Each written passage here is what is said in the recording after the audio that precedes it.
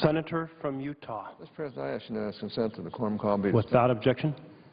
And Mr. President, I want to thank my colleague, my good friend from Wyoming, Senator Barrasso, for his work on this and other issues related to the President's health law. As a leading orthopedist, I have nothing but respect for him. And as a former medical liability defense lawyer, defending doctors, nurses, hospitals, and other health care providers, I really appreciate really good doctors, and this is one good doctor. He and Dr. Coburn are two of the best people I've known, and great credits to the profession. But I want to thank him for his work on this and other issues related to the President's health care law. He has been tireless in his careful analysis and fair criticism of the health spending law, and I believe we are in agreement on the bill's fundamental flaws. The President and his allies repeatedly promised that the health law would decrease costs. That is not going to happen. The so-called Affordable Care Act is going to, in fact, drive up the cost of coverage. And among the biggest reasons for this inflationary impact are the taxes that will be imposed on the American people to pay for the law's $2.6 trillion in new spending. At the top of the list of senseless cost-increasing taxes is the law's tax on health insurance. It is not clear to me how the cost of health insurance will decrease by taxing it. Many people probably don't even know that this tax exists. Like most of the taxes in Obamacare, its implementation was conveniently delayed until after the 2012 election, presidential election. But this tax is coming. It is going to hurt employers and employees. It is going to be a drag on our economy, and it is going to depress wages. So I'm glad to be standing here with my friend Senator Barrasso as we introduce the Jobs and Premium Protection Act, a bill that repeals this onerous and counterproductive tax on American workers and job creators. The President speaks about the need for Congress to do something about jobs. Well, we would go a long way toward creating the conditions for job growth by passing this legislation. Unemployment in this country remains a full-blown crisis. Millions are out of work, and the 9% unemployment rate does not begin to capture the full extent of our jobs deficit. We need policies that will encourage businesses to invest and expand. Yet the health law's insurance tax does just the opposite. According to a recent analysis, in just the first 10 years, the insurance tax would impose $87 billion in costs on businesses and their employees. Revenue that could be spent on higher wages, new hires, and capital investment, increasing jobs and growing the economy, will instead go to pay this tax. And that is just a start. In the second decade, this tax will cost businesses and their employees $208 billion. It is important to understand how this insurance tax will work. Starting in 2014, health insurance companies will have to pay a tax based on their net premiums written in the fully insured market. This is the market where 87% of small businesses purchase their health insurance. It is the market where the self-employed and uninsured go to purchase insurance. So who will pay this tax? Someone has to pay it. Contrary to the talking points that all too often come out of this administration, all of these new mandates and regulations are not free. Someone has to foot the bill. And ultimately, it will be those least able to afford it that are paying it. Primarily small businesses and their employees will be responsible for paying this tax. When the cost of coverage goes up due to this tax, employees will pay for it in lower wages or higher health care costs. According to a recent study, the average employee with a family plan will see his or her take-home pay reduced by $5,000 over the next decade because of this tax. The American people should remember that statistic the next time they hear their liberal supporters of the health care law talk about wage stagnation or income inequality. The cost of this tax will be felt by citizens even beyond those small businesses. The factories that lose orders because of their customers' health care costs are going up will pay for this tax. And those searching for work will feel it too, because money that could go to new wages for new employees will instead go to pay for this tax and increased health care costs for existing employees. Now, this tax will hit wide swaths of the American economy with millions of businesses and individuals impacted. A study by the National Federation of Independent Businesses shows that this tax alone will lead to a loss of 125,000 to 249,000 jobs between now and 2021. The legislation we are introducing today will help to reverse this trend. Ultimately, all of Obamacare must be repealed. I am fully committed to uprooting it in its entirety. It undermines our Constitution and it undermines personal liberty. It exacerbates the nation's debt crisis by creating and expanding entitlement spending.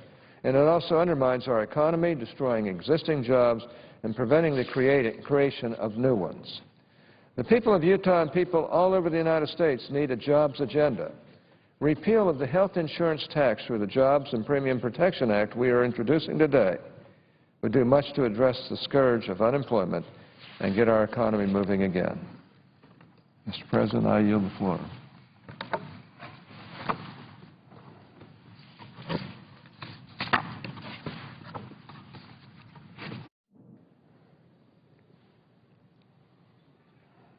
Mr. President. The Senator from Wyoming.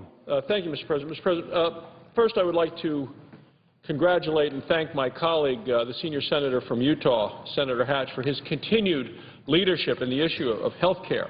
As the ranking member of the Finance Committee, he has been a stalwart and strong supporter in efforts to get health care for American people, health care that they need from the doctor that they want at a price they can afford. And amazing in his fight against what this body and what the House of Representatives and what the President has forced onto the people all across this country, which to me has been bad for patients, bad for the providers, for those patients, the nurses and the doctors who take care of them, and then terrible for the taxpayers. And that's why week after week, Mr. President, I come to the floor to give a doctor's second opinion about the health care law, and why I'm so pleased to be here with my colleague today to join in the introduction of this piece of legislation. Because as people all around the country know, who's listened to the many speeches during the debate on health care, that the President and Democrats in Washington promised the American people that this trillion-dollar health care spending law would lower health insurance premiums. I mean, that's what the President promised, that health insurance premium costs would go down. Well, the American people have now had 19 months to review what is in the health care law. They are finding out that the President and the Washington Democrats sold them a bill of goods. On September 27th of this year, the Kaiser Family Foundation issued its annual survey of employer-sponsored health insurance premiums.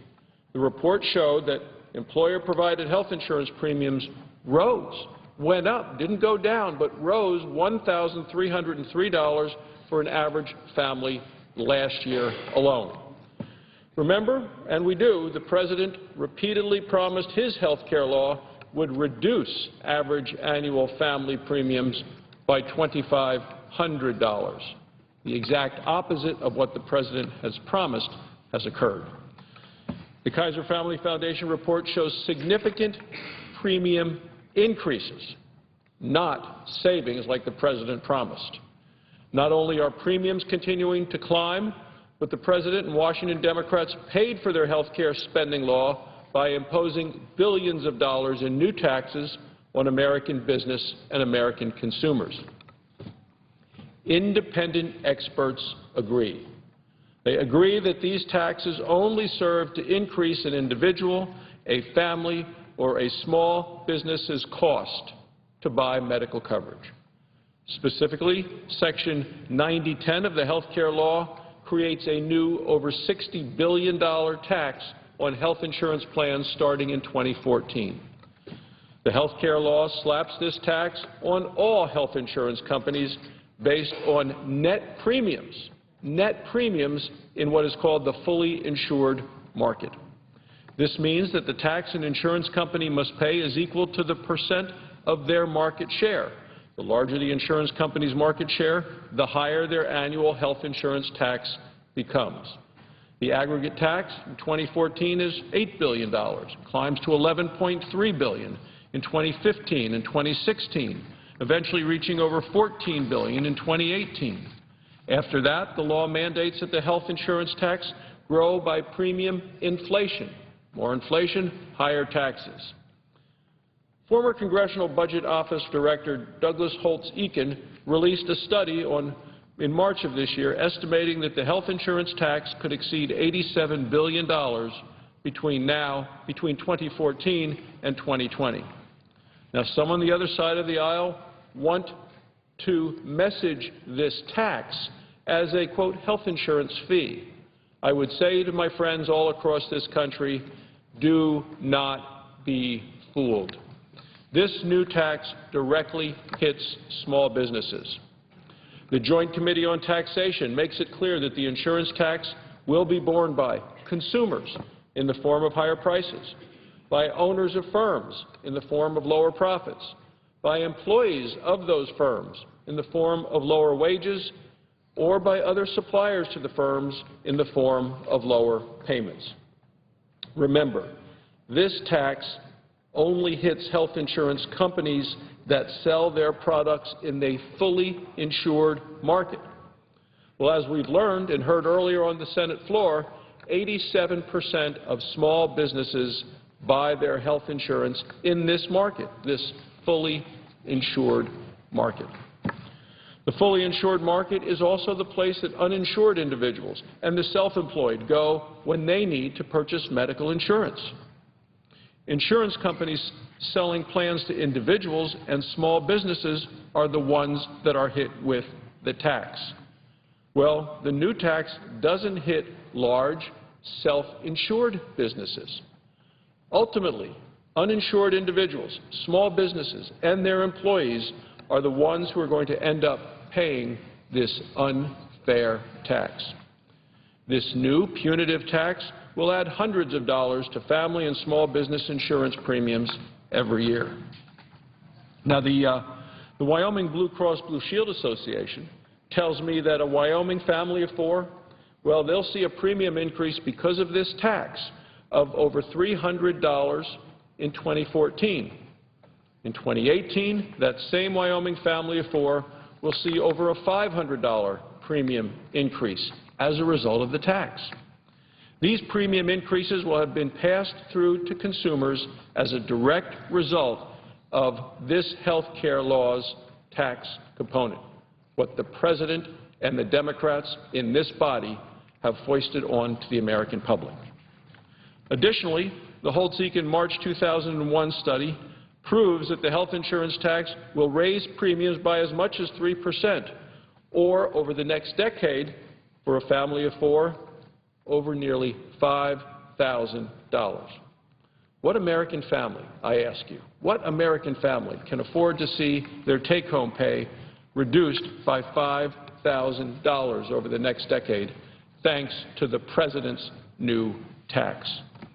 Mr. President, the nation's unemployment rate stands at 9%. There are 14 million Americans, people across our country, unemployed, looking for work. Struggling American families cannot bear the brunt of President Obama's new tax.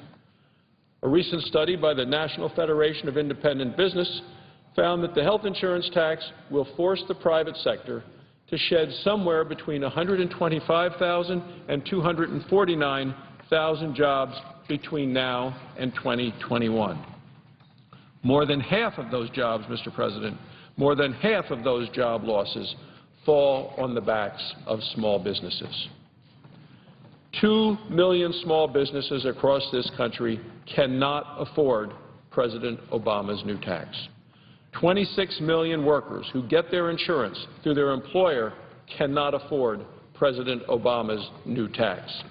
And the 12 million people who buy health insurance plans on their own in the individual market cannot afford President Obama's new tax. That is why today we introduced legislation called the Jobs and Premium Protection Act. I introduced this bill along with my friend, the ranking member of the Senate Finance Committee, Senator Hatch. Our legislation is simple and straightforward. It eliminates the health care law's punitive tax on every individual, family, and small business that chooses to do the right thing and to buy health insurance. Unbelievably, the health care law punishes individuals, punishes small businesses, the very two groups who find buying health insurance at an affordable price extremely challenging. Why would the federal government implement policies that make it harder by imposing a tax on the products that these individuals buy? Some must believe that insurers will simply be able to absorb the tax. Well, experts tell us that that assumption is false. Here's what the nonpartisan Joint Committee on Taxation said in a letter to Senator John Kyle in June of this year. It said, quote, "We expect a very large portion, Mr. President, of the insurance industry fee to be passed forward to purchasers of insurance in the form of higher premiums." They go on to say, eliminating this fee would decrease the average family premium in 2016 by $300 to $400. Isn't that what we want, to lower the cost of insurance for individuals? This is the way to do it. Finally, the Joint Committee on Taxation letter confirms that, quote, repealing the health insurance industry fee would reduce the premium prices of plans offered by covered entities by 2 to 2.5%. Mr. President, this ill-conceived discriminatory tax must be eliminated. It must be stopped well before it starts to impact individuals, families, and small businesses. Our bill is a critical piece of pro-business legislation. It has the support of organizations including the National Federation of Independent Business, the U.S. Chamber of Commerce, Blue Cross Blue Shield Association, and America's health insurance plans. I would urge colleagues on both sides of the aisle who are concerned about the cost of insurance for families of America, who are shocked and surprised on the other side of the aisle, some in disbelief that what the President promised the American people of a reduction in premiums wasn't true, and who want to try to, in a little way, right that wrong. The way to do it is by co-sponsoring and supporting the Jobs and Premium Assistance Act. And so I thank you, Mr. President, and I thank the ranking member of the Senate Finance Committee, Senator Hatch, specifically Senator Hatch, for his leadership and for joining me in introducing this legislation today. The time has come to eliminate a bad policy that not only increases health insurance costs, but also negatively impacts Americans' job creators. Thank you, Mr. President. I yield the floor and recommend the absence of a quorum. The clerk will call the roll. Mr. Akaka.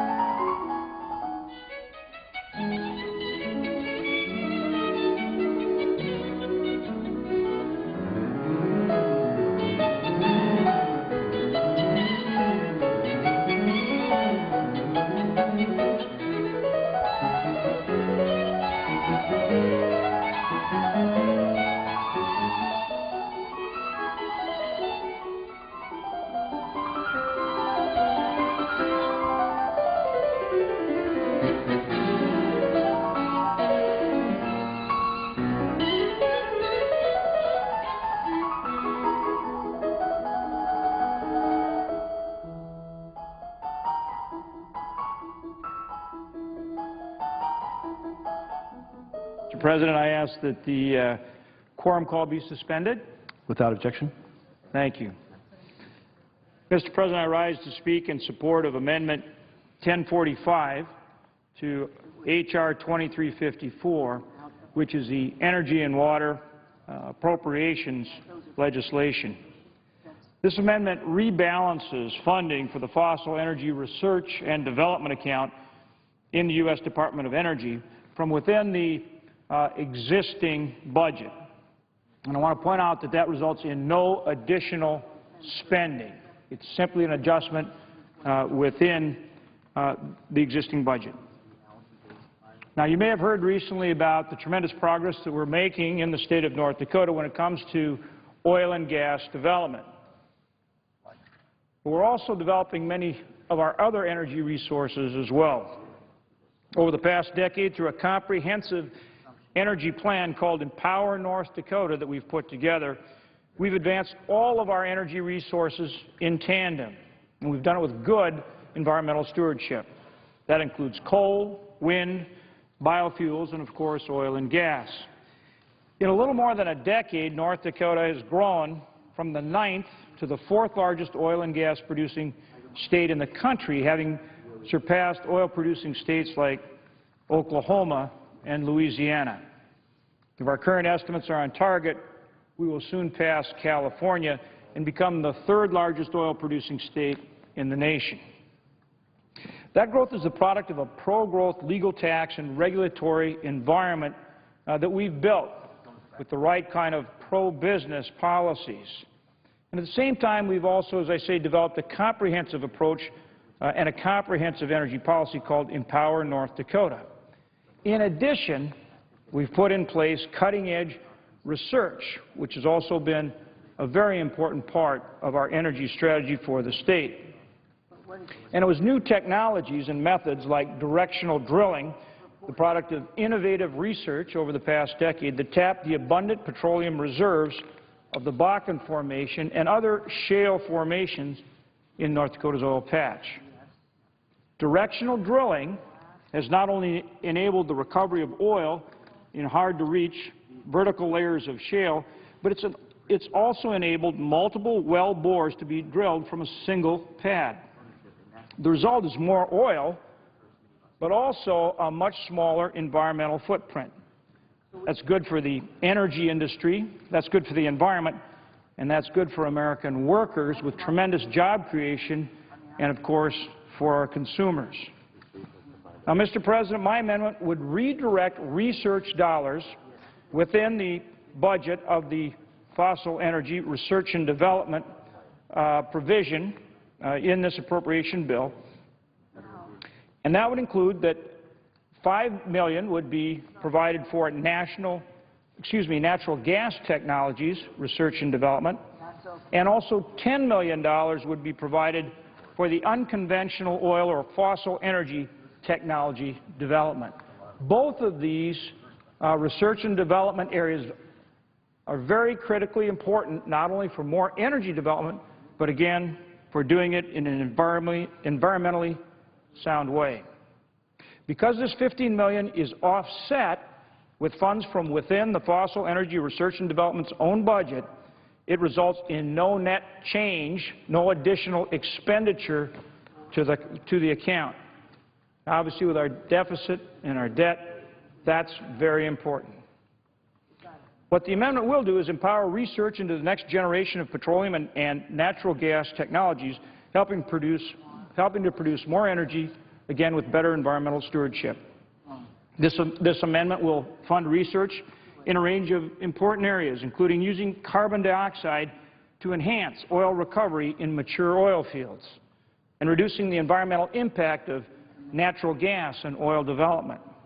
Notably, this research will continue to drive and develop new technologies for gas stream purification to achieve near zero atmospheric emissions, an economic as well as an environmental goal. In short, this is the kind of research that will help to increase our supplies of domestic energy, reduce our reliance on foreign energy and foreign sources, and hold down the cost of energy for American consumers and American businesses. all with better environmental stewardship. This amendment will help us do all of these things and much more, and I ask for my colleagues' support. Also, Mr. President, while I have the floor, I would like to express my support for two other amendments to House Resolution 2354.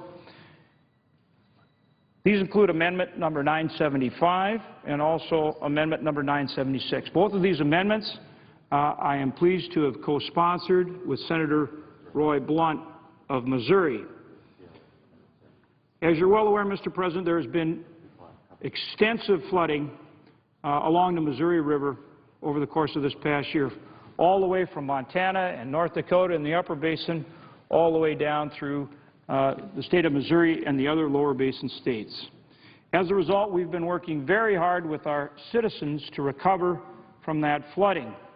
One of the things that we have pressed the Corps of Engineers to do as aggressively as we can is to provide more flood protection so that we not only help our citizens recover from the flooding this year, but so that we do all we can to prevent flooding next year.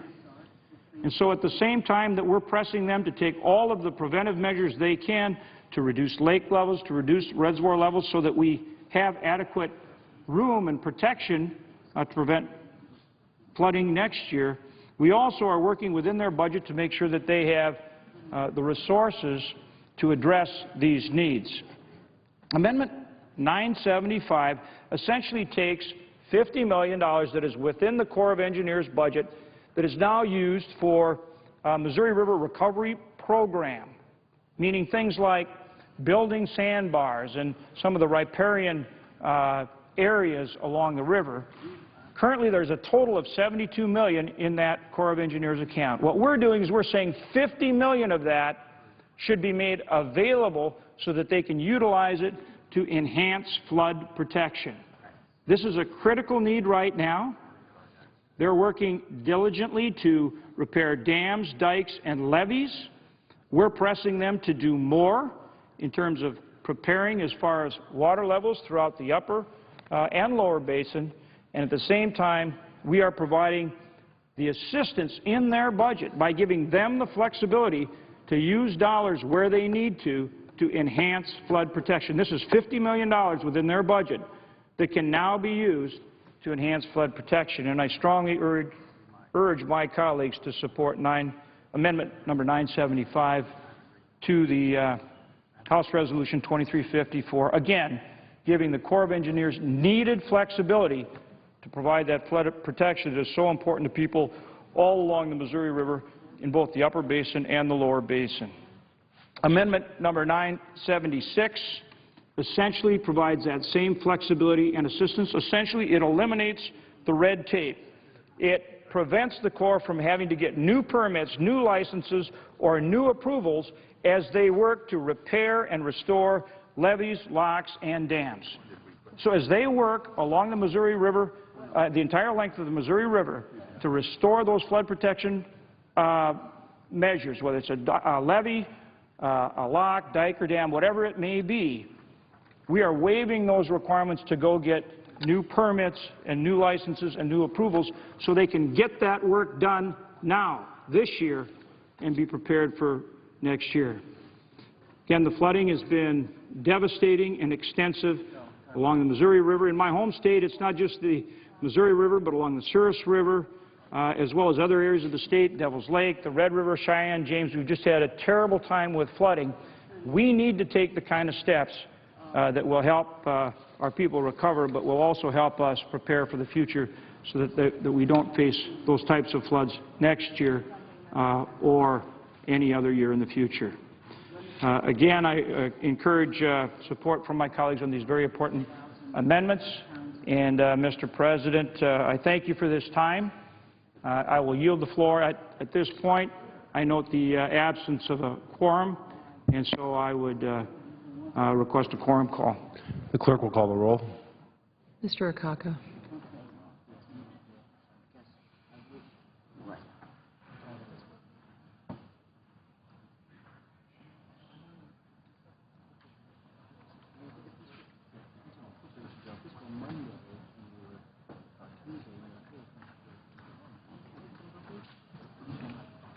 I'll stay here on the floor while you all go and talk to her. You should just, yeah.